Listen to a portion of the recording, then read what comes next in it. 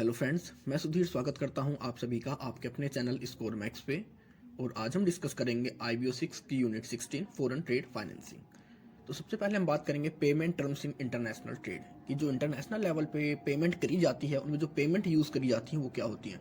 तो normal way में जब हम कह सकते हैं, अगर हम सिर्फ एक डोमेस्टिक लेवल पे काम करते हैं, डोमेस्टिक लेवल पे ट्रेड करते हैं, सेल करते हैं, परचेज करते हैं, तो हम जब ऑर्डर करते हैं तो वहाँ पर लिखा आता है COD। कई बार हमने देखा हो, उसका मतलब क्या होता है, कैश ऑन डिलीवरी। मतलब वो अपने आप को कंप्लीट नहीं लिखते लेकिन एक शॉर्ट टर्म यूज कर लेते हैं, जिससे कि हमें बायर को, सेलर को पता लग जाता है कि किस कंडीशन पे उस प्रोडक्ट को हम परचेज कर सकते हैं।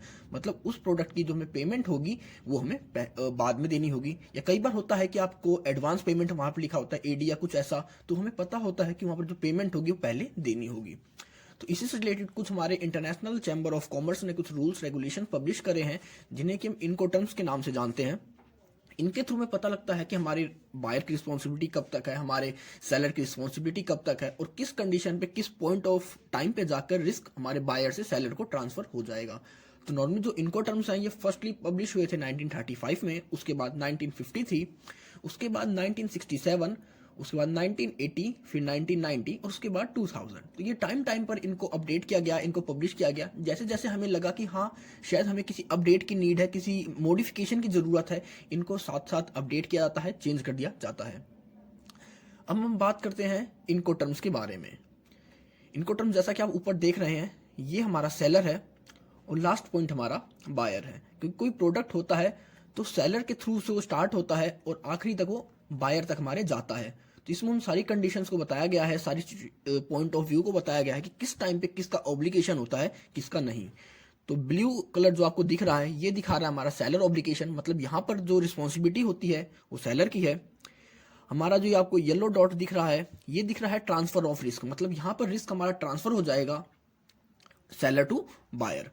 और लास्ट हमारा बायर्स ऑब्लिगेशन, मतलब जिसको हमने पिंक कलर से शो करा है। अब सबसे पहले जिसे बात करते हैं हम EXW, इसका नाम क्या होता है, एक्स वर्क। तो इसके अंदर हमारे जो बायर का, जो सेलर का ऑब्लिगेशन होता है वो वहीं खत्म हो जाता है कि उसने अपना काम कर दिया बस। अब उसके बाद उसके कह सकते हैं मैन्युफैक्चरिंग हाउस से, उसकी फैक्ट्री से उस प्रोडक्ट को लेना, अपने कैरियर पर लोड करना, शिप पर लोड करना, पोर्ट पहुंचाना, उसके थ्रू अपनी कंट्री में ले जाना, फिर वहां पर उसकी कह सकते हैं कस्टम क्लियरेंस लेना।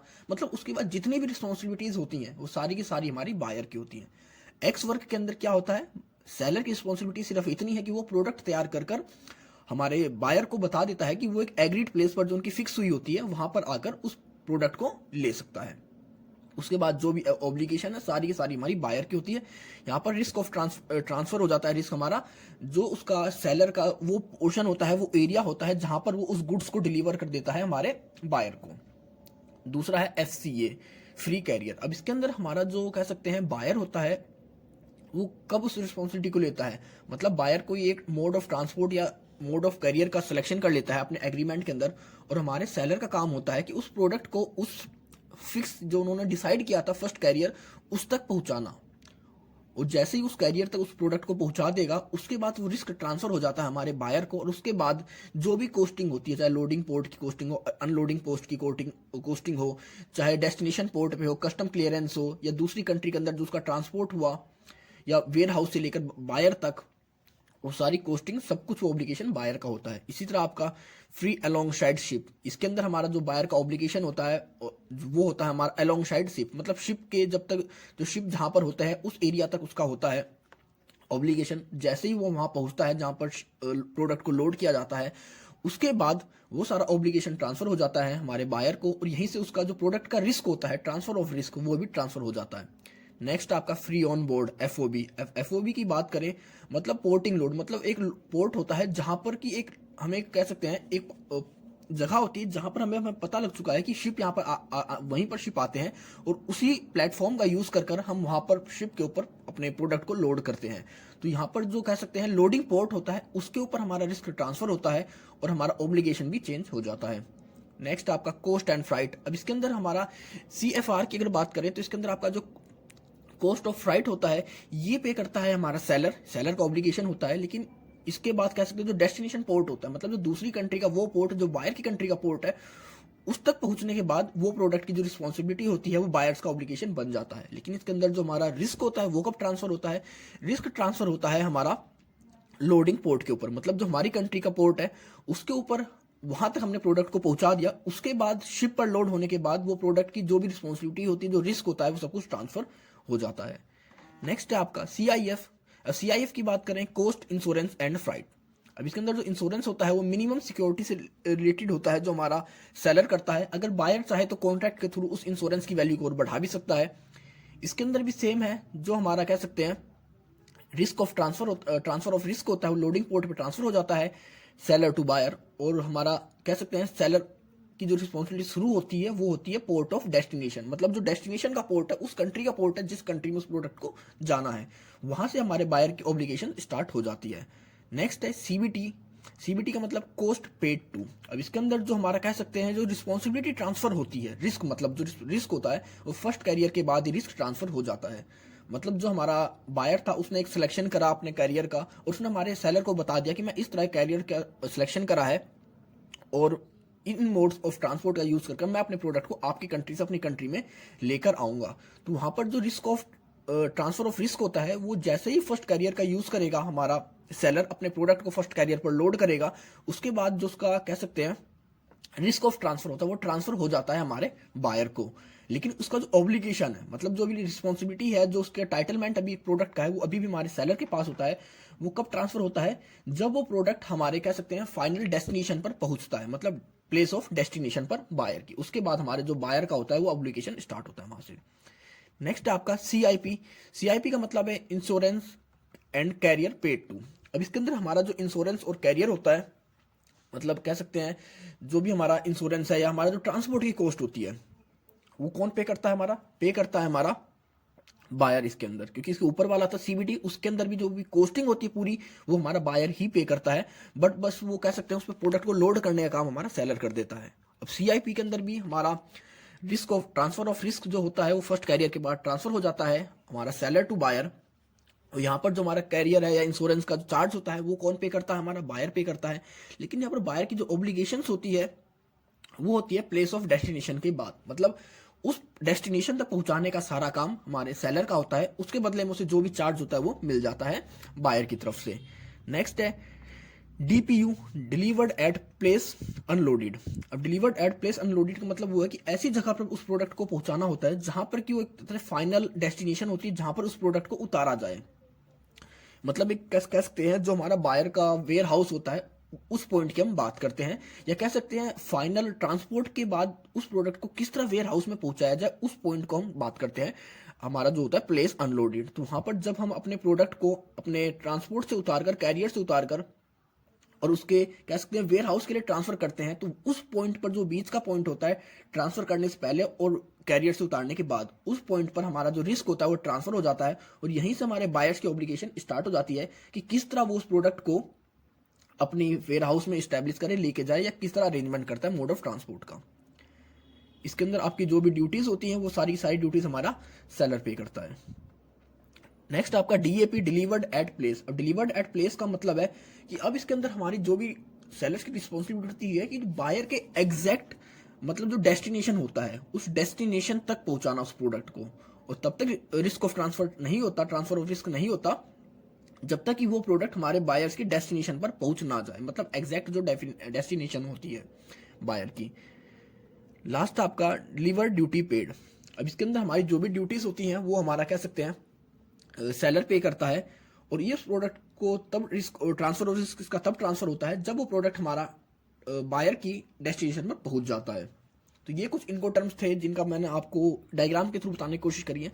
ऐसे और भी आपके इनको टर्म्स है अगर हम बात करें तो, लेकिन जो कुछ इंपॉर्टेंट है वो यही आपके इस डायग्राम की हेल्प से आप इजीली समझ पाओगे किसकी क्या रिस्पॉन्सिबिलिटी होती है, कहां पर रिस्क ऑफ ट्रांसफर होता है, कब बायर का ऑब्लिगेशन होता है और कब सेलर का ऑब्लिगेशन होता है। क्योंकि नॉर्मली एग्जाम में यही पूछा जाता है कि इसके अंदर हमारे सेलर का ऑब्लिगेशन क्या होता है, ट्रांसफर ऑफ रिस्क कब होता है, या बायर का ऑब्लिगेशन क्या होता है। और अगर इनमें से कोई एक आध क्वेश्चन आपका शॉर्ट नोट्स में आ जाए, जैसे आपका आ जाता है CIF, तो इसके अंदर आपका नाम पूछ लेंगे, CIF का 5 नंबर का क्वेश्चन आ गया, तो सबसे पहले आप इसके नाम को डिस्क्राइब कर सकते हैं कि कॉस्ट, इंश्योरेंस एंड फ्राइट। फिर आप बात करेंगे कि हमारे जो सेलर की रिस्पॉन्सिबिलिटी होती है, सेलर का ऑब्लिगेशन होता है वो कब तक होता है, मतलब सेलर का प्रोडक्शन से लेकर और डेस्टिनेशन पोर्ट तक उसका रिस्पॉन्सिबिलिटी होती है, ऑब्लिगेशन होता है।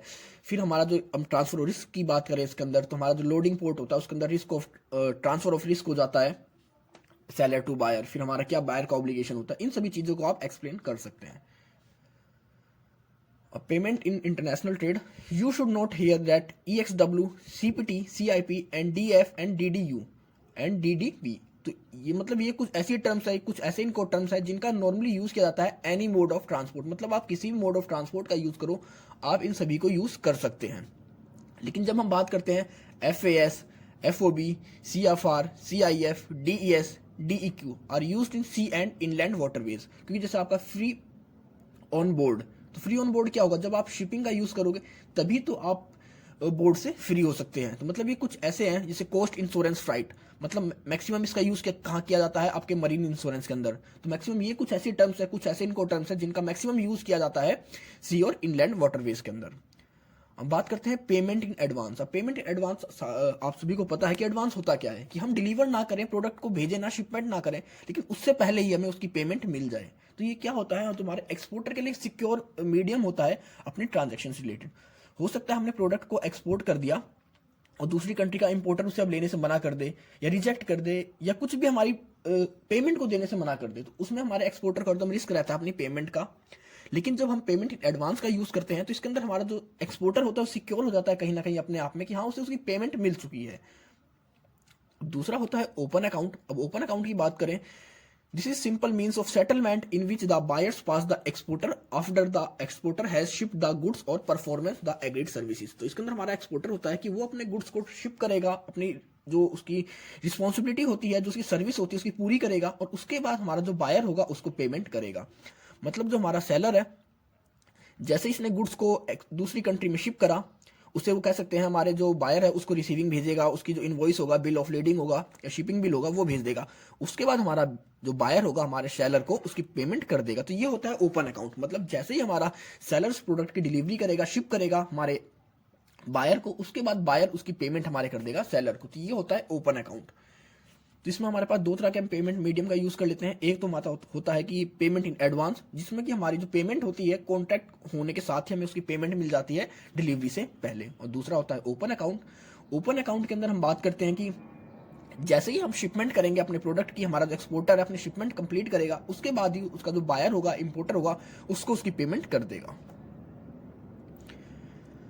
Special documents in international trade. अब इंटरनेशनल ट्रेड के अंदर कुछ स्पेशल डॉक्यूमेंट्स यूज करे जाते हैं, उनके बारे में बात करते हैं। तो सबसे पहले बात करेंगे हम ट्रांसपोर्ट डॉक्यूमेंट। ट्रांसपोर्ट डॉक्यूमेंट होता क्या है, मतलब एक एविडेंस होता है, एक डॉक्यूमेंट्स होता है, एक रिटर्न कह सकते हैं पेपर होता है जो कि हमें एविडेंस प्रोवाइड करता है कि हम किस तरह के मोड ऑफ ट्रांसपोर्ट का यूज कर रहे हैं, किस लोकेशन के अंदर अपने प्रोडक्ट को एक जगह से लेकर दूसरी जगह तक पहुंचाने के लिए।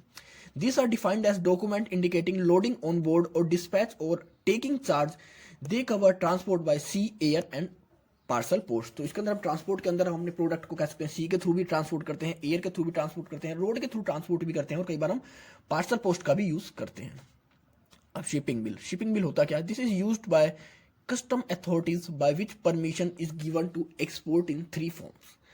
अब शिपिंग बिल होता क्या है कि जब भी हम अपने प्रोडक्ट को दूसरी कंट्री में एक्सपोर्ट करते हैं तो हमें एक शिपिंग बिल मिलता है, मतलब एक डिटेल होती है हमारे प्रोडक्ट की, कि हमारा प्रोडक्ट कितना है, कितनी क्वालिटी का है, कितनी क्वांटिटी का है, और हम किस प्रोडक्ट को एक्सपोर्ट कर रहे हैं या इंपोर्ट कर रहे हैं। और इसका नॉर्मली हमारी कस्टम अथॉरिटीज यूज करती हैं अपनी परमिशन को देने के लिए। These are dutiable, free and duty drawback. और जो हमारा शिपिंग बिल होते हैं 3 तरह के होते हैं, ड्यूटेबल, फ्री या ड्यूटी ड्रॉबैक। अब ड्यूटेबल होता है कि कुछ प्रोडक्ट के ऊपर आपको ड्यूटीज पे करनी होती है, तो वो आपका ड्यूटेबल होता है। कुछ होते हैं कि जिनके ऊपर आपकी फ्री ऑफ ड्यूटी होती है, मतलब उनको एक्सपोर्ट करने पर आपको कोई भी ड्यूटी पे नहीं करनी होती है। और कुछ होते हैं ड्यूटी ड्रॉबैक, अगर आपने उस टाइम ड्यूटी पे कर दी है तो कुछ टाइम बाद जब आप उस प्रोडक्ट को दोबारा से दूसरी कंट्री में एक्सपोर्ट करोगे, मतलब हमने कोई प्रोडक्ट इंपोर्ट किया for the production purpose of production के बाद हमने उस प्रोडक्ट को दोबारा दूसरी कंट्री में एक्सपोर्ट कर दिया, तो वहां पर हमें उसकी जो ड्यूटीज हम पे करते हैं वो वापस मिल जाती है। It contains all details about goods and shipment. इसके अंदर हमारे गुड्स और शिपमेंट की सारी डिटेल होती है कि किस तरह मोड ऑफ ट्रांसपोर्ट का यूज करेंगे, कितने गुड्स है, कितनी क्वालिटी है, कितनी क्वांटिटी है, क्या प्राइस है, जो एग्रीमेंट हुआ है हमारे बायर और सेलर के बीच में।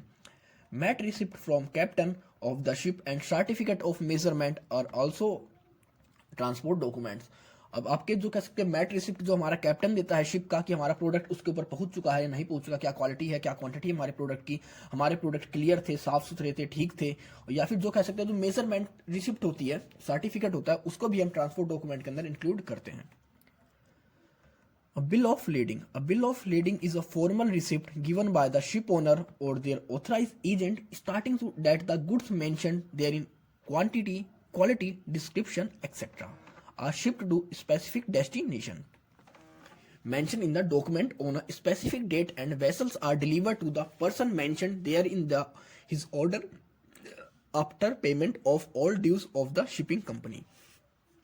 बिल ऑफ लीडिंग कह सकते हैं एक तरह से फॉर्मल रिसिप्ट होती है, और ये कौन देता है? शिप का ओनर देता है, या जो शिप का ऑथराइज एजेंट होता है वो देता है हमारे एक्सपोर्टर को कि उसने जो प्रोडक्ट को लोड किया है उस प्रोडक्ट की क्या क्वालिटी है, क्या क्वांटिटी है, क्या डिस्क्रिप्शन है, और वो प्रोडक्ट जिसके बारे में हमने अपने कॉन्ट्रैक्ट के अंदर बात करी है या जो भी हमारा एग्रीमेंट था उसी पर्सन को वो प्रोडक्ट स्पेसिफिक डेट के ऊपर डिलीवर हो जाएगा। तो एक तरह से एक एविडेंस होता है, फॉर्मल रिसिप्ट होती है हमारी डिलीवरी से रिलेटेड, हमारे प्रोडक्ट की क्वालिटी, क्वांटिटी और डिस्क्रिप्शन से related. This document fulfils 3 function. जो हमारा बिल ऑफ लीडिंग होता है 3 काम करता है। फर्स्ट है a receipt given by the shipping company for goods accepted for carries by sea from one port to another। अब हमारे प्रोडक्ट को एक कंट्री के पोर्ट से दूसरी कंट्री के पोर्ट पर एक्सेप्ट करना है तो वो कैसे करेंगे? क्योंकि हमें कोई एविडेंस देना होता है, तो बिल ऑफ लीडिंग ही होती है ऐसी चीज जिसको हम दूसरे पोर्ट पर शो कर हमारा जो इंपोर्टर होता है बिल दूसरी कंट्री के पोर्ट पर उसको दिखाकर, शो कर प्रेजेंट कर उस प्रोडक्ट की डिलीवरी ले सकता है, उसको एक्सेप्ट कर सकता है उन गुड्स को। नेक्स्ट है a document of a title of goods. This will only be released to the importer at the port of discharge against production of a signed original bill of lading। अब जो हमारा टाइटलमेंट of good होता है, मतलब जो एक कहते हैं ना कि ऑनरशिप आ गई हमारे पास प्रोडक्ट की, उसके ऊपर हमारा अब पूरा राइट है कि उसको सेल करें, बेचें, कुछ भी करें, तो वो तभी हमारे एक्सपोर्टर को या इंपोर्टर को मिलती है जब वो ओरिजिनल बिल ऑफ लीडिंग को, जो sign original bill of lading होती है, उसको वहां पर शो करते हैं, प्रेजेंट करते हैं। मतलब हमारे एक्सपोर्टर ने किसी प्रोडक्ट को दूसरी कंट्री में इंपोर्ट कर दिया, अब वहां का इंपोर्टर जब तक ओरिजिनल जो signed original bill of leading है तब तक उसको अथॉरिटीज को प्रेजेंट नहीं करेगा, तब तक उस गुड्स का जो डॉक्यूमेंट, टाइटल ऑफ डॉक्यूमेंट होता है, टाइटल ऑफ गुड्स होता है, वो उस इंपोर्टर को नहीं मिलेगा। थर्ड इसका वर्क है contract of carriage called contract of affreightment. अब इसे हम कॉन्ट्रैक्ट ऑफ अफाइनमेंट भी कहते हैं क्योंकि इसके थ्रू हमें पता लग जाता है कि हमारे कितना, कह सकते हैं कितनी कॉस्टिंग आई है ट्रांसपोर्ट के ऊपर, हमारे इंश्योरेंस के ऊपर, या कौन कौन से हमने पॉलिसीज ली थी। क्योंकि बिल ऑफ लीडिंग होता क्या है, वो आपकी कंप्लीट डिस्क्रिप्शन दे देता है आपके ट्रांसपोर्ट का, आपके डिस्क्रिप्शन का, आपकी क्वालिटी का, आपकी क्वांटिटी का। And important is that bill of leading is a document of title. तो हमारा जो बिल ऑफ लीडिंग होता है वो डॉक्यूमेंट ऑफ टाइटल होता है, मतलब जिसके पास बिल ऑफ लीडिंग होगी उसी के पास ओनरशिप होगी, उसी के पास हमारा जो राइट होता है उस प्रोडक्ट को रखने का वो होता है। By retaining control over the bill of lading the holder retains effective control over the goods but without being in physical possession of them. अब जिसके पास बिल ऑफ लीडिंग है, बेशक उसके पास अभी फिजिकल गुड्स ना पहुंचे हों, लेकिन उसका जो कह सकते हैं टाइटल ऑफ गुड्स होता है वो हमारे उसके पास होता है, वो इजीली होल्ड कर सकता है और उस गुड्स के ऊपर उसका प्रॉपर कंट्रोल होता है, क्योंकि जिसके पास बिल ऑफ लीडिंग है मतलब वो प्रोडक्ट उसी का है। अब combined transport document. Combined transport document होता है कि जब हम एक से ज्यादा ट्रांसपोर्ट का यूज करते हैं अपने प्रोडक्ट को एक पोर्ट से लेकर दूसरे पोर्ट तक, या कह सकते हैं हमारा जो सेलर का डेस्टिनेशन होता है, सेलर के डेस्टिनेशन से बायर के डेस्टिनेशन तक पहुंचाने के लिए कई बार हम 2 या 2 से ज्यादा मोड ऑफ ट्रांसपोर्ट का भी यूज करते हैं, तो वहां पर हम एक कंबाइंड रिसिप्ट तैयार करते हैं, कंबाइंड ट्रांसपोर्ट डॉक्यूमेंट प्रिपेयर कराते हैं, जिसके थ्रू कि हमें जब भी हम ट्रांसपोर्ट का यूज करें हमें हर जगह डॉक्यूमेंट्स को चेंज ना करना पड़े, अलग अलग डॉक्यूमेंट्स को बनाना ना पड़े। तो वहां पर एक सिंगल डॉक्यूमेंट बना लेते हैं जिसे कि हम कह सकते हैं कंबाइंड डॉक्यूमेंट होता है, इसे कि हम कह सकते हैं मल्टी मोडल ट्रांसपोर्ट के लिए यूज किया जाता है। एक तरह से ये आपका बिल ऑफ लीडिंग का काम करता है। नेक्स्ट है आपका एयरवे बिल। अब जैसे अब आप बाय एयर अपने किसी प्रोडक्ट को एक कंट्री से दूसरी कंट्री में एक्सपोर्ट करते हो या इंपोर्ट करते हो, तो वहां पर आपको जो एक रिसिप्ट मिलती है गुड्स की कि डिलीवरी से रिलेटेड, आपकी क्वालिटी, आपकी क्वांटिटी से रिलेटेड, वो कहलाती है आपकी एयरवे बिल। अब कह सकते हैं आपकी जो एयरवे बिल है वो इतनी सिक्योर नहीं होती जितनी कि आपकी बिल ऑफ लीडिंग होती है, क्योंकि बिल ऑफ लीडिंग क्या है, एक तरह से वो हमें एक ऑनरशिप दे देती है, हमें जो टाइटल होता है किसी गुड्स का वो भी ट्रांसफर हो जाता है, मतलब जिसके पास बिल ऑफ लीडिंग हुआ करती उसके पास टाइटलमेंट ऑफ गुड या टाइटल ऑफ गुड्स हुआ करता। लेकिन एयरवे बिल क्या होता है, ये सिर्फ एक नॉर्मल रिसिप्ट है कि आपने इस प्रोडक्ट को डिलीवर किया है और ये प्रोडक्ट की इसकी रिसिप्ट जो हमें फाइनल डेस्टिनेशन में शो करेगा, जो दिखाएगा, हम उसकी इसकी डिलीवरी दे देंगे। इसके बाद इनका ओनरशिप होता है, जो टाइटलमेंट होता है या कोई भी रिस्क होता है, उसके लिए रिस्पॉन्सिबल नहीं होते हमारी ये एयर ट्रांसपोर्ट। लास्ट है नेक्स्ट आपका पार्सल पोस्ट रिसिप्ट। जब भी हम पार्सल्स का यूज कर कर अपने प्रोडक्ट को एक कंट्री से दूसरी कंट्री में भेजते हैं by the use of post office, तो वो कहलाता है आपका पार्सल पोस्ट रिसिप्ट। मतलब वहां से हमें एक रिसिप्ट मिलती है। जब हम पोस्ट ऑफिस के अंदर कोई भी आप डिलीवरी करते हैं, कोई भी प्रोडक्ट को कहते हैं आप कोरियर करने जाते हैं, तो आपको एक रिसीविंग देते हैं कि ये आपकी रिसीविंग है, जिसके थ्रू कि आप अपने प्रोडक्ट को ट्रेस कर सकते हैं, तो वही आपकी कहलाती है पार्सल पोस्ट रिसिप्ट। अब इनवॉइसेस के बारे में बात कर लेते हैं। इनवॉइसेस होती क्या है? जब भी हम कोई प्रोडक्ट परचेज करते हैं तो उसके साथ हमें एक बिल मिलता है। उसके अंदर प्रोडक्ट की क्वालिटी, प्रोडक्ट की क्वांटिटी, हमने किससे परचेज करा है, ऑनर उसका, और फिर उसकी कितनी टोटल वैल्यू थी, और जो हमारा ऑथराइज सिग्नेटरी होता है वो वहां पर उस पर साइन कर देता है अपने। तो इस तरह से ये क्या होता है, हमें प्रोडक्ट जो हमने परचेज करी कोई चीज़, उसकी क्वालिटी, क्वांटिटी, अमाउंट, डिस्काउंट, या किससे परचेज करी है, कितने में परचेज करी है, क्या सेलर का नाम है, क्या बायर का नाम है, इन सभी चीज़ों के बारे में प्रॉपर हमें जो इन्फॉर्मेशन प्रोवाइड करता है वही कहती है, उसी को कहते हैं इनवॉइस। नॉर्मली इसको आप डेली लाइफ में भी देखते हैं। आप कोई भी मार्केट से प्रोडक्ट परचेज करते हैं तो उसके साथ आपको जो एक रसीद मिलती है उसको आप इनवॉइस ही कहते हैं। नॉर्मली इनवॉइस आपकी दो तरह से होती है, एक होती है प्रो फॉर्मा इनवॉइस और दूसरी होती है कमर्शियल इनवॉइस। अब प्रो फॉर्मा इनवॉइस क्या होती है? तो जब भी हमारे जो पोटेंशियल बायर हैं वो ये नहीं है कि डायरेक्ट किसी प्रोडक्ट को परचेज कर लेते हैं, तो परचेज करने से पहले वो एक कोटेशन मांगते हैं हमारे सेलर से अपने प्रोडक्ट से रिलेटेड। तो उसके अंदर कोटेशन में क्या होता है कि जो बायर की डिमांड है, हमारा सेलर उसके बारे में डिस्क्राइब करता है कि हम आपको ये प्रोडक्ट इस क्वालिटी में इस प्राइस पर प्रोवाइड कराएंगे, इसका साइज क्या होगा, मतलब अपने प्रोडक्ट से रिलेटेड पूरी इन्फॉर्मेशन पहले प्रोडक्ट डिलीवर करता है, इशू करता है हमारे पोटेंशियल बायर को, कि जिसके थ्रू वो इस इनवॉइस को पढ़कर समझ सके और अगर वो उसके फेवर में हो तो उस प्रोडक्ट को ऑर्डर कर सके। तो मतलब ये होता है कि हमारे प्रोडक्ट को सेल करने से पहले की जो एक कोटेशन भेजते हैं पोटेंशियल बायर को। और दूसरी होती है कमर्शियल इनवॉइस। अब कमर्शियल इनवॉइस वही होती है कि जब हम प्रोडक्ट परचेज कर रहे हैं तो उसके साथ हमें जो एक इनवॉइस मिलती है जिसके अंदर कि हमारे प्रोडक्ट की फुल डिटेल होती है, डिस्क्रिप्शन होता है, या किस तरह के गुड्स का हम यूज़ करा हमने, क्योंकि इंटरनेशनल लेवल पे जब बात करते हैं तो वहाँ पर इनवॉइस के अंदर आपका जो गुड्स शिप किया जाता है उसके बारे में बताया जाता है कि किस तरह की ट्रांसपोर्ट का यूज़ किया जा रहा है, किस तरह के कैरियर का यूज़ किया जा रहा है। तो वो सब कुछ होते हैं आपके commercial invoice. Insurance policy. Insurance policy क्या है? Insurance policy is a contract of insurance. क्या है? एक तरह का कॉन्ट्रैक्ट है हमारे इंश्योरेंस का, मतलब सिक्योरिटी का insurance. It is undertaking given by the insurer promising to pay or secure payment of money as compensation in case of goods under movement and otherwise or subject to loss, theft, damage etcetera. तो इसके अंदर हमारा जो insurer होता है promise करता है पे करने का, या हमारी जो सिक्योर पेमेंट होती है उसको सिक्योर करने का काम करता है। अगर ट्रांसपोर्ट के टाइम पे हमारा प्रोडक्ट किसी भी तरह में डैमेज हो गया, लॉस हो गया, चोरी हो गया, बर्बाद हो गया, तो उस कंडीशन में जो भी लॉस हमारे एक्सपोर्टर को होगा उस लॉस को ये इंश्योरर कवर करने की प्रॉमिस करता है। In international trade, marine insurance is the most common document obtained either by exporter or importer for the safety of the goods. अब नॉर्मल टर्म से बात करें इंटरनेशनल ट्रेड के अंदर, तो सबसे ज्यादा आपका जो मरीन इंश्योरेंस है, मतलब आपका जो वाटर ट्रांसपोर्ट के लिए हम यूज करते हैं उसका यूज किया जाता है। सबसे ज्यादा रिस्क होता है वो आपके वाटर ट्रांसपोर्ट के अंदर ही होता है। Many types of marine insurance policies are available with insurers.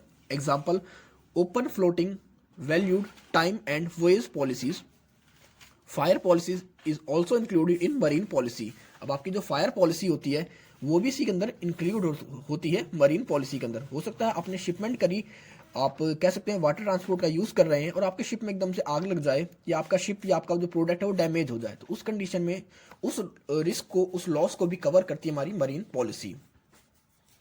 The exporters must identify the risk involve with transaction and insure against them. Broadly the main risk are. अब हमारे एक्सपोर्टर का काम होता है कि अपने रिस्क को चेक करे, उसको कह सकते हैं आइडेंटिफाई करे और उसके अगेंस्ट ही अपने आप को सिक्योर करे उस इंश्योरेंस पॉलिसी को लेकर, क्योंकि जैसा हमारा रिस्क होगा उसी हिसाब से हमें हमारी जो इंश्योरेंस पॉलिसी होती है वो लेनी होती है। तो नॉर्मली जो हमारे रिस्क होते हैं, सबसे पहला होता है आपका कॉमर्शियल रिस्क। कॉमर्शियल का मतलब आपका ये कह सकते हैं आपका दूसरी कंट्रीज के जो आप एक्सपोर्ट इंपोर्ट करते हैं, हो सकता है दूसरी कंट्री के रूल्स रेगुलेशंस बदल गए, आपके प्रोडक्ट की वैल्यू घट गई, इन सबसे रिलेटेड मतलब जो कॉमर्शियली वे में बात करते हैं वो कहलाते हैं। दूसरे होते हैं आपके transportation, usually marine, example perils of the sea. इसके बाद आपका पेरिल्स ऑफ द सी, मतलब जब हम ट्रांसपोर्टेशन का यूज करते हैं तो नॉर्मली जब हम ट्रांसपोर्ट के थ्रू अपने प्रोडक्ट को भेज रहे हैं तो हो सकता है रास्ते में प्रोडक्ट डैमेज हो जाए, प्रोडक्ट की क्वालिटी खराब हो जाए, और जो वेदर क्लाइमेट्स उसका इफेक्ट हमारे प्रोडक्ट की क्वालिटी पर पड़ जाए, हमारा चोरी हो जाए प्रोडक्ट, या कह सकते हैं अगर शिप के थ्रू हमने करा तो शिप डूब जाए, या मतलब कुछ भी ऐसा हो सकता है कि जो कि होना नहीं चाहिए, जिसके के थ्रू हमें लॉस हो जाए। तो उन सभी जो ट्रांसपोर्टेशन जो रिस्क होते हैं उनको कवर करते हैं। दूसरा रिस्क होता है, तीसरा होता है बायर रिफ्यूजल डिलीवरी। हमने तो प्रोडक्ट को सेंड कर दिया, एक्सपोर्ट कर दिया दूसरी कंट्री में, लेकिन वहां का जो बायर है उसको रिफ्यूज कर दे, मतलब उसकी डिलीवरी ना ले, और हो सकता है डिलीवरी भी ले ली तो उसकी पेमेंट को मना कर दे। तो उस कंडीशन में जो हमें लॉस होता है हमारे एक्सपोर्टर को, उसको कवर करते हैं। नेक्स्ट है आपका पॉलिटिकल।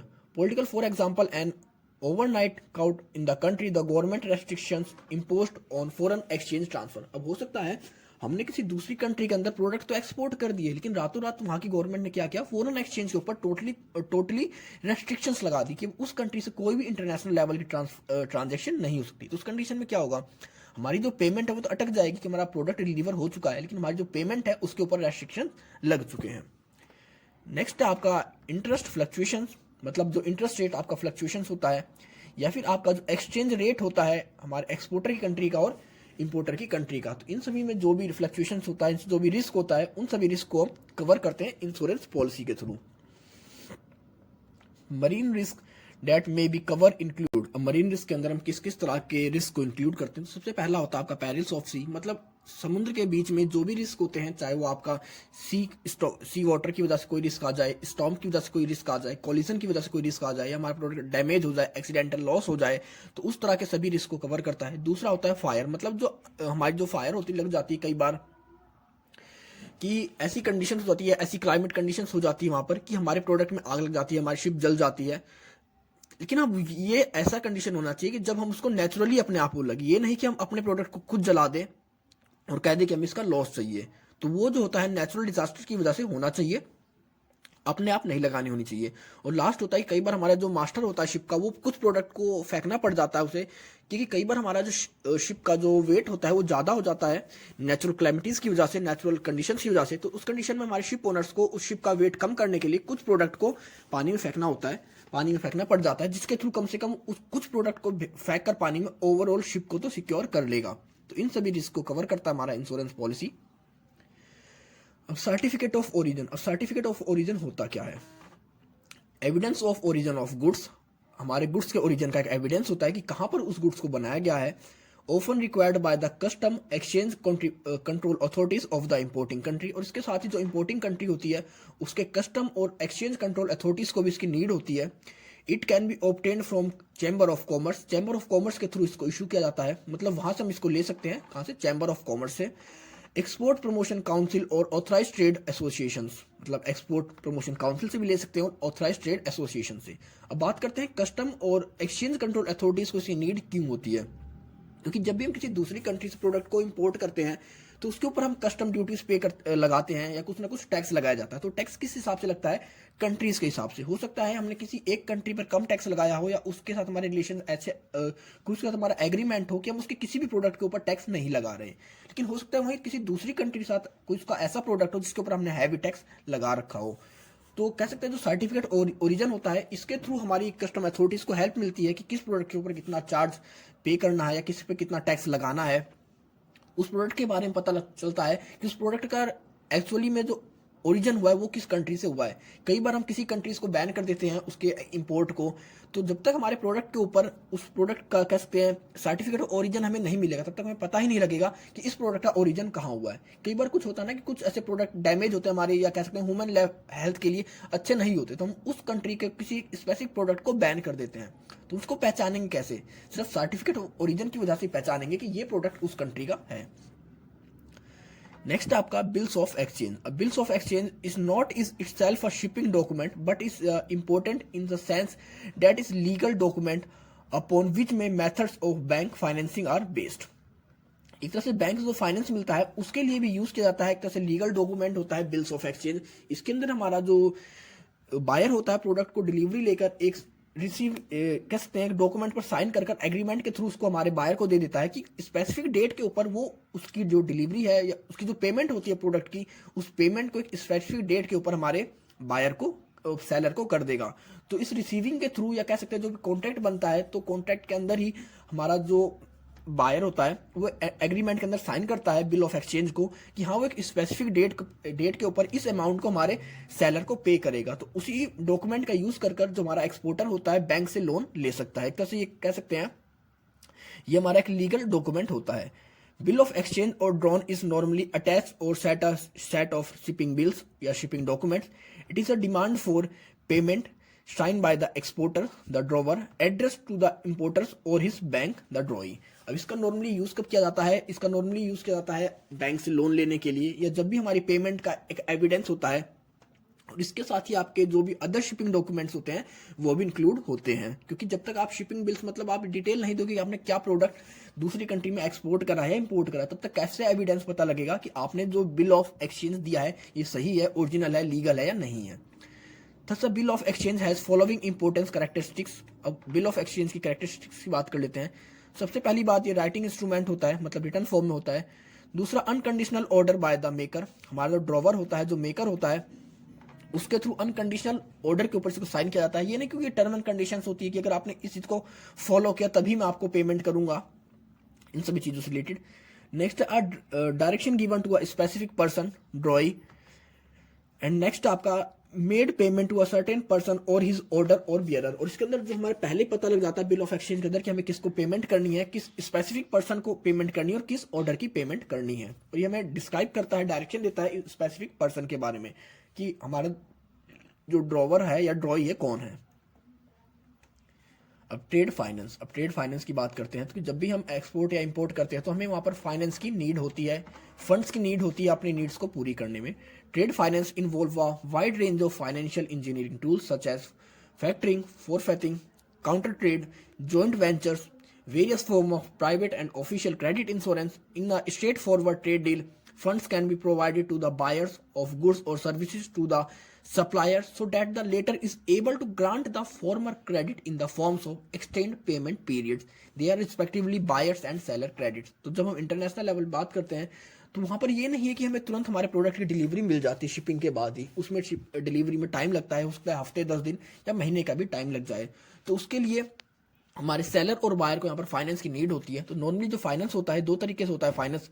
एक होता है आपका प्री शिपमेंट फाइनेंस और दूसरा होता है आपका पोस्ट शिपमेंट फाइनेंस। अब प्री शिपमेंट फाइनेंस होता क्या है? Pre shipment finance is nothing but a working capital finance extended to an exporter in the anticipation of his exporting the goods. मतलब हमारा जो एक्सपोर्टर है अपने गुड्स को एक्सपोर्ट कर सके, उनको प्रिपेयर कर सके, अपनी कैपिटल, उसके पास कैपिटल नहीं है कि उनका प्रोडक्शन कर सके, तो इस तरह के कामों के लिए हमारे एक्सपोर्टर को दिया जाता है। Basic purpose of extending pre-shipment finance is to enable the eligible exporters to manufacture, warehouse, ship of the goods meant by the export। ये नॉर्मली दिया जाता है हमारे एक्सपोर्टर को कि अपनी काम को, अपनी मैन्युफैक्चर को कर सके, वेयर हाउस को स्टैब्लिश कर सके, मतलब वेयर हाउस के अंदर जो एक्सपेंस है उसको पे कर सके, अपना जो प्रोसीजर है, रॉ मटेरियल्स, उन सभी चीजों को परचेज कर सके। क्योंकि जब उसके पास फाइनेंस होगा तभी उस ऑर्डर को कंप्लीट कर पाएगा और तभी वो उस चीज की कह सकते हैं डिलीवरी देगा दूसरी कंट्री में। Pre shipment finance could be either funded और नॉन फंडेड। हमारा जो प्री शिपमेंट फाइनेंस होता है ये फंडेड भी हो सकता है और नॉन फंडेड भी हो सकता है। Funded advances are granted by the different banks under various nomenclatures depending upon the purpose, security, stage of advances etcetera. Non bounded, sorry यहाँ पे बाउंडेड आएगा, आइदर बाउंडेड, आप इसे करेक्ट कर लेना, बाउंडेड आएगा यहाँ पर। अब नॉन बाउंडेड में कौन कौन से? तो non bounded facilities could be way of open domestic letter of credit, import letter of credit, back to back letter of credit और issue of various types of guarantees. तो नॉर्मली ये हमारा pre shipment आपको इतना याद रखना है कि नॉर्मली हमारे एक्सपोर्टर को दिया जाता है कि वो अपनी नीड्स को, अपने प्रोडक्शन को, अपनी मैन्युफैक्चरिंग को, अपनी पैकिंग को, अपने प्रोसेस को कंप्लीट कर सके for the purpose of export of goods. अब पोस्ट शिपमेंट फाइनेंस क्या होता है? पोस्ट शिपमेंट मतलब अब हमारा प्रोडक्ट तैयार हो चुका है, उसको शिपमेंट करना है। शिपमेंट के बाद के जो भी हमारे कह सकते हैं उसके ऊपर एक्सपेंस होते हैं उसके लिए दिया जाता है। Post shipment finance is extended after shipment of the goods to the date of realisation of export proceeds. ये हमारे शिपमेंट के बाद दिया जाता है और जब तक हमें उस प्रोडक्ट की वैल्यू नहीं मिल जाती तब तक के लिए एलिजिबल होता है। Post shipment finance are can be classified as under negotiable, payment acceptable of the export document under letter of credit, next है purchase discount of export document under confirmation order export contract etcetera. Next आपका advance against export bill send on collection basis. Next आपका advance against export on consignment basis. Next आपका advance against retention money. और next आपका financing on projects export and services. Last आपका advance against deemed export. अब इसके अंदर होता है कि हमने एक्सपोर्ट कर दिया लेकिन हमारी पेमेंट को आने में टाइम लगेगा, तो वहां पर भी हमारे कुछ फाइनेंस मिल जाता है। जैसे हम लेटर ऑफ क्रेडिट को अगर इशू शो करते हैं वहां पर, तो उसके अगेंस्ट हमें कह सकते हैं एक लोन मिल जाता है। या फिर अगर हम वहाँ पर हम जो हमारी डिटेल्स रही है कंसाइनमेंट बेसिस पर, अगर हम अपनी वहाँ पर डिटेल्स को सबमिट करें वहाँ पर भी मिल जाता है हमें, कह सकते हैं। या फिर हमारा जो जैसा हमारा कंफर्मेशन होता है एक्सपोर्ट ऑर्डर का, उसके बाद भी या जो हमारा एक्सपोर्ट कॉन्ट्रैक्ट होता है उसके बाद भी हमें कुछ ना कुछ डिस्काउंट मिल जाता है। तो ये कुछ होते हैं पोस्ट शिपमेंट और pre shipment finance. Post shipment होता है कि आपके शिपमेंट के बाद आपकी जो भी मतलब आप शिपिंग कर रहे हैं, आप इंश्योरेंस ले रहे हैं, दूसरी कंट्री में प्रोडक्ट को पहुंचा रहे हैं और हो सकता है आपको तुरंत फाइनेंस ना मिले, तो उस कंडीशन में आपको कुछ ना कुछ फाइनेंशियल सपोर्ट देने के लिए ये फाइनेंस होता है। और प्री शिपमेंट होता है आपको उस प्रोडक्शन को तैयार करने के लिए जिसके थ्रू आप एक्सपोर्ट कर सकें। अब लेटर ऑफ क्रेडिट। अब लेटर ऑफ क्रेडिट और आपका फॉरफेटिंग है, इन दोनों पॉइंट्स को मैं आपकी कह सकते हैं प्रीवियस यूनिट्स में कवर कर चुका हूं। इनके बारे में हम इस चैप्टर में ज़्यादा डिस्कस नहीं करेंगे क्योंकि इसको मैं अपनी प्रीवियस यूनिट्स में बहुत ज़्यादा एक्सप्लेन कर चुका हूँ, बहुत अच्छे से समझा चुका हूँ। अगर आपको इन दोनों को देखना है, आप इन दोनों को फिर से पढ़ना चाहते हैं, तो डिस्क्रिप्शन में मैंने इसका लिंक डाल दिया है, आप वहाँ से इसको देख सकते हैं, फॉरफेटिंग और लेटर ऑफ क्रेडिट। नॉर्मली सिर्फ यहाँ पर मैं आपको बता दूँ कि लेटर ऑफ क्रेडिट दो तरीके से इशू करे जाते हैं। एक होता है इरोवेकेबल और एक होता है रिवोकेबल। अब रिवोकेबल क्या होता है, इसको किसी भी टाइम पर कैंसिल किया जाता है किसी भी पार्टी के थ्रू। लेकिन हमारा जो इरोवेकेबल होता है, इसको दिस में नॉट बी कैंसल और amused unless all parties agreed. अगर हमारे दोनों पार्टीज एग्री नहीं है तो उसको कैंसिल नहीं कर सकते, तो वो होता है इरोवेकेबल, मतलब जिसको कैंसिल नहीं कर सकते। और रिवोकेबल में होता है कि जिसको कोई भी पार्टी जब चाहे कैंसिल कर सकती लेटर ऑफ क्रेडिट को। और फॉरफेटिंग भी आपको डिस्क्रिप्शन के अंदर मिल जाएगा। अब बात कर लेते हैं कि एडवांटेज टू द एक्सपोर्टर, मतलब लेटर ऑफ क्रेडिट और फॉरफेटिंग, इन दोनों के एडवांटेजेस क्या मिलती है हमारे एक्सपोर्टर्स को। तो सबसे पहला होता है कि जो पेमेंट होती है, payment is received at the known time and hence cash flow is generated. हमारी जो पेमेंट होती है वो एक हमें स्पेसिफिक टाइम पे मिल जाती है जिसके थ्रू हम अपना कैश फ्लो इजिली जनरेट कर सकते हैं। पेमेंट इज गारंटीड, हमारी जो पेमेंट होती है वो गारंटीड होती है। It is of balance sheet, मतलब जो हमारी बैलेंस शीट होती है ऑफ बैलेंस शीट का काम करती है। ये हमारी जो पेमेंट होती है पहले ही हो जाती है, हमें पता लग जाता है। नेक्स्ट है free of exporter from any risk. इसमें हमारा जो एक्सपोर्टर होता है वो किसी भी रिस्क से फ्री हो जाता है कि उसे पता उसकी पेमेंट आनी ही आनी है। इसके बाद आता है 100% फाइनेंस इज पॉसिबल, और इसके अंदर आपका जो फाइनेंस होता है वो 100% पॉसिबल होता है। अब guarantee or bond. Guarantee or bond क्या होते हैं? A guarantee or bond is a written instrument issue to a overseas buyer by a bank or financial instrument guaranteed that exporter or contractor will comply with his obligation under the contract. If he do fails to the overseas buyer will indemnified for a specific amount. अब ये होता है कि हमारा bank के behalf पर या हमारे बायर के बिहाफ पर इसको इशू किया जाता है कि अगर किसी कंडीशन की वजह से फ्यूचर में हमारा जो सेलर है वो उस कंडीशन को फुलफिल नहीं कर पाया, सॉरी ये हमारे बायर के लिए इशू किया जाता है। उसमें होता है कि अगर सेलर अपने ऑब्लिगेशंस को पूरा नहीं कर पाया या अपने कॉन्ट्रैक्ट को पूरा नहीं कर पाया तो उसकी वजह से हमारे जो बायर को लॉस होता है उस लॉस को पूरा करेगा। और यहाँ पर हमारे पास बायर के पास राइट होगा कि जो भी उसे लॉस हुआ है उसके लिए वो डिमांड कर सके या उसके लिए अपनी जो कह सकते हैं केस फाइल कर सकता है हमारे सेलर के अगेंस्ट। अब इसके अंदर हमारे जो गारंटी और बॉन्ड्स होते हैं, नॉर्मली हमारे पास 6 तरह के बॉन्ड्स हैं। एक होता है टेंडर बिड्स गारंटीज, दूसरा है परफॉर्मेंस बॉन्ड्स, तीसरा है एडवांस पेमेंट बॉन्ड, नेक्स्ट आपका रिटेंशन बॉन्ड्स, फिर आपका कस्टम गारंटीज, आपका बिल ऑफ लेडिंग इंडेमनिटीज। तो टेंडर क्या होता है, मतलब हमारा जो अब यहाँ पर हमारा जो कह सकते हैं बायर होता है और सेलर होता है। अब हमारा जो सेलर है या बायर एक तरह से बायर के लिए ये टेंडर इशू करा जाता है। ये गारंटी दी जाती है कि हमारा जो हमारा सेलर है वो अपनी रिस्पॉन्सिबिलिटीज को पूरी करेगा, आपकी कंट्री में आकर अपनी जो सर्विस है उसको प्रोवाइड करेगा या आपका जो उसका जो मैन्युफैक्चरिंग है उसको आपकी कंट्री में आके कंप्लीट करेगा विदाउट वेस्टिंग ऑफ टाइम। और अगर हमारा जो कह सकता है हमारा जो सेलर है, जो सर्विस प्रोवाइडर अपने काम को नहीं कर पाया टाइम पर, तो उस कंडीशन में जो भी लॉस होगा हमारे बायर को या हमारे उस क्लाइंट को जो सर्विस को ले रहा है फिर उसको जो भी फिक्स अमाउंट उनका होता है एग्रीमेंट के अंदर कि अगर उसको नहीं पूरा कर पाए या उसे ब्रीच कर दिया या उसके अंदर कुछ ऑब्लिगेशंस आ गई तो उसकी जो पेमेंट होगा हमारा सेलर करेगा बायर को। दूसरा होता है परफॉर्मेंस बॉन्ड। अब परफॉर्मेंस के अंदर हमारा एक से कमिटमेंट होती है कि हमारा जो सेलर है या हमारा जो सर्विस प्रोवाइडर है अपनी प्रॉपर वे में अपनी पूरी सर्विस प्रोवाइड करेगा, और अगर किसी भी कंडीशन में उसको कैंसिल करता है, उस टेंडर को ब्रेक करता है, तो वहां पर जो भी फॉल्ट होता है, जो भी लॉस होता है हमारे बायर को, उस लॉस को कंप्लीट करेगा हमारा सेलर, उसके लिए पेमेंट करेगा। नेक्स्ट होता है एडवांस पेमेंट बॉन्ड। अब एडवांस पेमेंट बॉन्ड होता है कि यहाँ पर हमारा जो बेनिफिशियरी होता है या हमारा जो बायर होता है वो रिफंड मिलेगा any payment or progress payment if the goods are not shipped. मतलब उसके अंदर उसने पेमेंट तो कर दी है, लेकिन अगर किसी कंडीशन में उसे गुड्स की डिलीवरी नहीं हुई, सर्विस नहीं मिली, तो वो सारी की सारी पेमेंट जो हमारा सेलर है उसको पेमेंट करेगा, वापस रिटर्न करेगा, और हो सकता है उसके साथ उनका अगर एग्रीमेंट हुआ कोई एडिशनल अमाउंट जिस तरह से लॉस हुआ है वो अमाउंट भी पे करेगा। नेक्स्ट आपका retention bond, where are seller calls for a 10% of each payment withheld until the project is completed and accepted.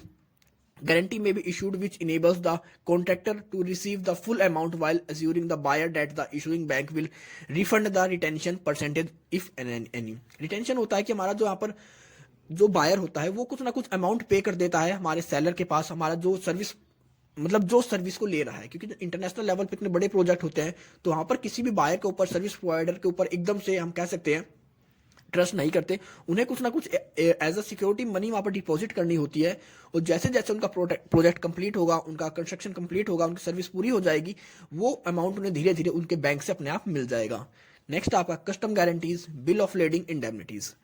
अब कस्टम गारंटीज की बात करें, there are issued where goods are imported temporarily, it is if the goods are not re-exported the guarantee will be implemented and duty paid to the custom authorities। अब कई बार होता है कि हमने किसी दूसरी कंट्री से प्रोडक्ट को इंपोर्ट किया है, लेकिन हमारा हमने दिखा दिया कि इस प्रोडक्ट को हम दूसरी कंट्री में अब एक्सपोर्ट करेंगे, तो वहां पर हमें क्या था, हमने कस्टम गारंटीज थी कि इस प्रोडक्ट को हम दूसरी कंट्री में एक्सपोर्ट करेंगे, तभी हमने उसकी ड्यूटीज पे नहीं करी थी। लेकिन अगर इन फ्यूचर हमें कस्टम क्लियरिंग जो अथॉरिटी होती है वो पाती है कि हमने उस प्रोडक्ट को दूसरी कंट्री के अंदर एक्सपोर्ट नहीं किया, तो उस कंडीशन में हमें जो हमने एग्रीमेंट किया था उसके अगेंस्ट जाकर हमें पेमेंट देनी पड़ेगी, और जो भी हमारे पास कह सकते हैं टैक्सेस लगेंगे उनको भी पे करना पड़ेगा।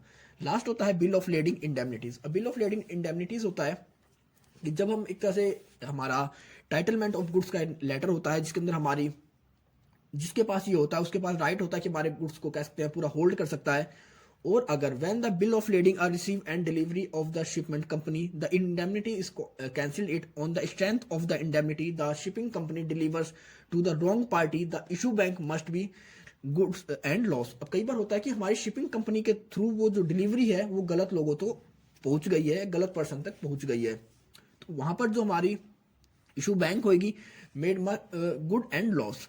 अब हमारे जिसने उस बिल ऑफ लेडिंग को इशू किया था या फिर जो पेमेंट होगी उसके अगेंस्ट वहां पर जो भी कह सकते हैं जो लॉस होगा या जो भी प्रॉफिट होता है उस चीज के अगेंस्ट वो पार्टी केस कर सकती है हमारी शिपिंग कंपनी को, क्योंकि शिपिंग कंपनी की यहाँ पर वो होती है कि वो उस प्रोडक्ट को सही लोकेशन तक पहुंचाए।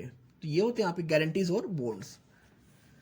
अब problems of developing countries, most of the developing countries import more goods and services than they export. अब जो आपकी डेवलपिंग कंट्रीज है वो इतनी कह सकते हैं सूटेबल नहीं है, वो अपने आप इतनी डिपेंडेबल नहीं कि हर चीज़ का प्रोडक्शन कर सके, तो मैक्सिमम इंपोर्ट करती हैं गुड्स और सर्विसेज का कंपैरिजन टू एक्सपोर्ट, मतलब एक्सपोर्ट कम करती हैं और वो इंपोर्ट ज़्यादा करती हैं। अब जब इंपोर्ट करेंगे most of the developing countries are poor, they have low per capita income, उनकी लो जो जीडीपी है या पर कैपिटा इनकम है वो भी कम है। With low income the saving are too low, कि जब उनकी पर कैपिटा इनकम कम है तो उनकी इनकम भी कम होगी, उनकी जो कह सकते हैं सेविंग है वो भी कम होंगी। With these countries tend to get trapped into the various circle of low saving। अब क्या होता है कि अब जो भी कंट्रीज के पास सेविंग नहीं है, इनकम ही नहीं है, तो कहीं ना कहीं वो लो सेविंग के चक्कर में फंस जाती है। जब उनके पास सेविंग नहीं है तो इन्वेस्टमेंट भी नहीं कर पाएंगे, जब इन्वेस्टमेंट नहीं कर पाएंगे तो वो अपनी कंट्री को कहीं ना कहीं इतना डेवलप नहीं कर पाएंगे, उनकी जो इकोनॉमी कंडीशन है वो भी डेवलप नहीं होगी, स्ट्रॉन्ग नहीं होगी। सबसे पहला रीजन क्या है डेवलपिंग कंट्रीज के ऊपर कि उनके ऊपर इतनी इनकम नहीं है, उनकी जो पर कैपिटा इनकम है वो कम होती है, तो वो कम होगी तो उनके जो सेविंग होती है वो भी कम होती है। One of the main sources of external finance for the developing country is the export credit offered by the industrialized countries to finance export of goods to the developing world। अब हमारी जो ये फाइनेंस कहाँ से लेती है, मतलब हमारी एक्सपोर्ट क्रेडिट है, इंडस्ट्रियलिस्ट कंट्रीज है वो एक्सपोर्ट फाइनेंस प्रोवाइड करती है इनको उनके प्रोडक्ट्स के एक्सपोर्टिंग के लिए, मतलब डेवलपिंग कंट्रीज को दिया जाता है। लेकिन जब कोई भी कंट्री लोन लेती है किसी कंट्री से, तो उसे ये भी देखना होता है कि किस तरह उस लोन को दूसरी कंट्री को रीपे करेगी। मतलब वो इतनी सूटेबल नहीं है, उतनी कैपेबल नहीं है कि प्रोडक्ट को अच्छे वे में डेवलप कर सके, उनका जो स्टैंडर्ड है प्रोडक्ट का वो डेवलप्ड मार्केट के प्रोडक्ट से अपने आप को कम्पीट कर सके। तो यहाँ पर ये कंडीशन हो जाती है कि अगर वो लोन ले भी लेती हैं तो उसको किस तरह पूरा करेंगी। फिर उन्हें उनके पास इतने इंफ्रास्ट्रक्चर नहीं होते, इतने कैपेबल नहीं हो पाते वो, क्योंकि जब किसी कंट्री की सेविंग नहीं है, अर्निंग नहीं है, तो चाहे कितना भी लोन ले ले उस कंडीशन में वो इतना एक्सपोर्ट नहीं कर पाएगी। और जब वो एक्सपोर्ट नहीं कर पाते तो कहीं ना कहीं उनके पास बैलेंस ऑफ पेमेंट की प्रॉब्लम आ जाती है, जो उनका बैलेंस ऑफ ट्रेड होता है डिसबैलेंस हो जाता है। तो ये सारी प्रॉब्लम्स आती है डेवलपिंग कंट्रीज के सामने।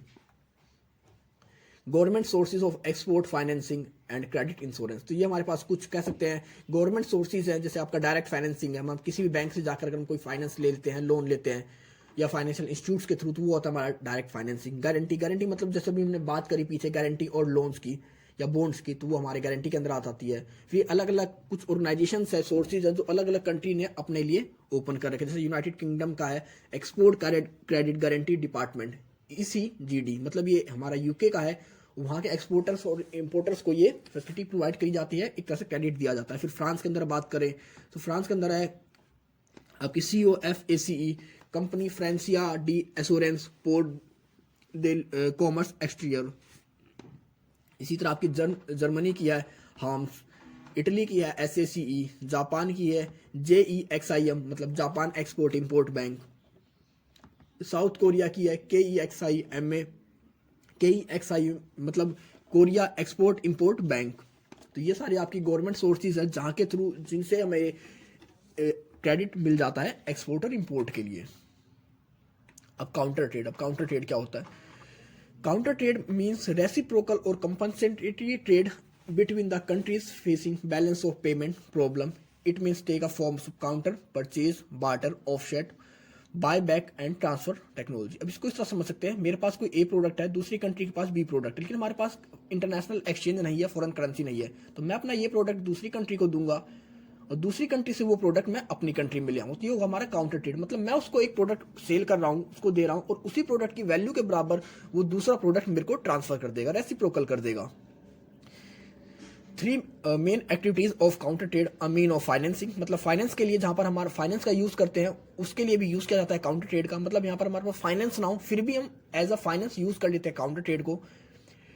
ट्रेडिंग टेक्निक्स, एक तरह की आपकी ट्रेडिंग टेक्निक्स है, मतलब कह सकते हैं सबसे जो हमारी ट्रेडिशनल ट्रेडिंग टेक्निक्स है उनमें से आपके काउंटर ट्रेड आता है। इसी के अंदर हम बात करते हैं आपका बार्टर सिस्टम, वो भी यही होता है। और लास्ट आपका mean of balance of trade. अब कई बार हमारा बैलेंस ऑफ ट्रेड क्या होता है, हमारे पास फॉरेन करेंसी नहीं है तो उसकी वजह से हमारा बैलेंस ऑफ ट्रेड डिसबैलेंस हो जाता है। तो उस चीज को बैलेंस करने के लिए या उसको मेंटेन रखने के लिए भी हम काउंटर ट्रेड का यूज करते हैं। तो टाइप्स ऑफ काउंटर ट्रेड कौन कौन से टाइप्स के होते हैं? सबसे पहला काउंटर परचेज। अब इसके अंदर होता है कि हमारा जो एक्सपोर्टर है किसी स्पेसिफिक गुड्स को परचेज करेगा दूसरी कंट्री से, और दूसरी country same product same quality की जो कह सकते हैं जो उसकी प्राइस वैल्यू होती है उसी वैल्यू के बराबर दूसरी प्रोडक्ट हमें वापस करेगा। तो ये होता है आपका काउंटर परचेज। मतलब अगर हम बात करें हमारे पास वीट है और दूसरी कंट्री के पास राइस है, दोनों की हम वैल्यू रख लेंगे 100 रुपीज़। अब 100 रुपीज़ के वीट हम क्या करेंगे, दूसरी कंट्री को वापस यहाँ पर देंगे। मतलब 100 रुपीज़ के वीट हमने दूसरी कंट्री को दिया और दूसरी कंट्री 100 रुपीज़ के ही राइस हमें वापस कर देगी। तो ये होता है आपका काउंटर ट्रेड। अब ऑफसेट की बात करते हैं। Offset compensatory reciprocal trade agreement for industrial goods and services as a condition of military related export sales and services. अब ये आपका नॉर्मली मिलिट्री सर्विसेज के लिए यूज किया जाता है, इंडस्ट्रियल सर्विसेज के लिए यूज किया जाता है। इसके अंदर आपका सिविल एयरक्राफ्ट आ जाते हैं या फिर आपके जो भी मिलिट्री कह सकते हैं इक्विपमेंट्स आते हैं, आपके जेट्स आते हैं, आपके एयरक्राफ्ट आ जाते हैं, इन सभी का यूज किया जाता है ऑफसेट के अंदर। कि मतलब हम दूसरी कंट्री को उसका कह सकते हैं जो उसका पेमेंट कर रहे हैं उसके बदले वो हमें उसी तरह के किसी प्रोडक्ट को वापस करेगा। नेक्स्ट आपका बायबैक। अब बायबैक में है the exporter of capital goods is obligate to buy the specific portion of the production of which. मतलब इसके अंदर है कि हमने कोई मशीनरी दूसरी कंट्री को सेल करी, हमारा जैसे दो कंट्री है, एक ए कंट्री है और दूसरी बी कंट्री है। अब ए ने क्या करा, इस मशीनरी को बी को सेल कर दिया, लेकिन यहाँ पर एक एग्रीमेंट हो जाएगा, बी कब खरीदेगा कि इस मशीन के थ्रू जो भी प्रोडक्शन करेगा बी, उसका कुछ पार्ट हमारा ए वापस परचेज करेगा। तो ये होता है बायबैक, कि आप हमसे मशीन्स को परचेज कर लो और उस मशीन से आप जो भी प्रोडक्शन करोगे उसका कुछ पार्ट हम खुद ही परचेज कर लिया करेंगे। तो ये कहलाता है आपका बायबैक। बार्टर, अब बार्टर की बात करें, एक्सचेंज ऑफ गुड्स और सर्विसेज और equivalent values without the use of currency. अब ये भी आपका काउंटर परचेज की तरह ही होता है। काउंटर परचेज में होता है कि हम एग्जैक्ट वैल्यू को बात करते हैं, एग्जैक्ट वैल्यू की बात करते हैं कि हाँ आप हमसे, जैसे अगर मैं आपसे उसमें वो करेंसीज का भी यूज कर लेते हैं कि मैं आपसे 100 रुपए का ये प्रोडक्ट परचेज कर रहा हूं, तो आप मुझसे भी 100 रुपए का प्रोडक्ट परचेज करो। उसमें करेंसीज का यूज करते हैं, लेकिन दोनों करेंसीज बराबर होती हैं। लेकिन आपके बार्टर के अंदर वो करेंसीज का यूज नहीं करते, वो सिर्फ एक वैल्यू एज्यूम कर लेते हैं कि दोनों की एग्जैक्ट वैल्यू क्या है और उसके हिसाब से अपने आप को ट्रांसफर कर लेते हैं गुड्स को अपने। लास्ट आपका technology transfer, the transfer of technology maintained as a part of counter trade और offset agreement other than co-production or license production. It may be form of research and development, technical assistance and training और patent agreement between manufacturers. अब technology transfer क्या होता है कि इसके अंदर हम किसी दूसरी कंट्री के सेलर बायर से कॉन्टैक्ट कर लेते हैं कि हम आपको अपनी टेक्नोलॉजी ट्रांसफर कर रहे हैं, लेकिन इसके बदले में हमें आपकी कंट्री से रॉयल्टी चाहिए या फीस चाहिए या जो भी फ्रेंचाइजी फीस होती वो सब कुछ मिलेगी। इस तरह से कॉन्ट्रैक्ट होता है पेटेंट राइट से रिलेटेड, ये हमारा लाइसेंस दे देते हैं। टेक्निकल असिस्टेंस अगर हम किसी को प्रोवाइड कर रहे हैं तो उसके रिगार्डिंग हमें क्या फीस मिलेगी, उस सभी चीज़ों से रिलेटेड। तो ये होता है आपका काउंटर ट्रेड। तो गाइस से आपका चैप्टर खत्म होता है। आई होप आपको सब कुछ समझ में आ गया होगा। अगर आपको कोई इशू है, कोई डाउट है, तो आप मुझे कमेंट सेक्शन में कमेंट करके पूछ सकते हैं, नहीं तो आप मुझे मेरे इंस्टाग्राम अकाउंट पर फॉलो कर सकते हैं। तो मिलते हैं जल्दी एक नई वीडियो के साथ, तब तक के लिए take care, good bye friends.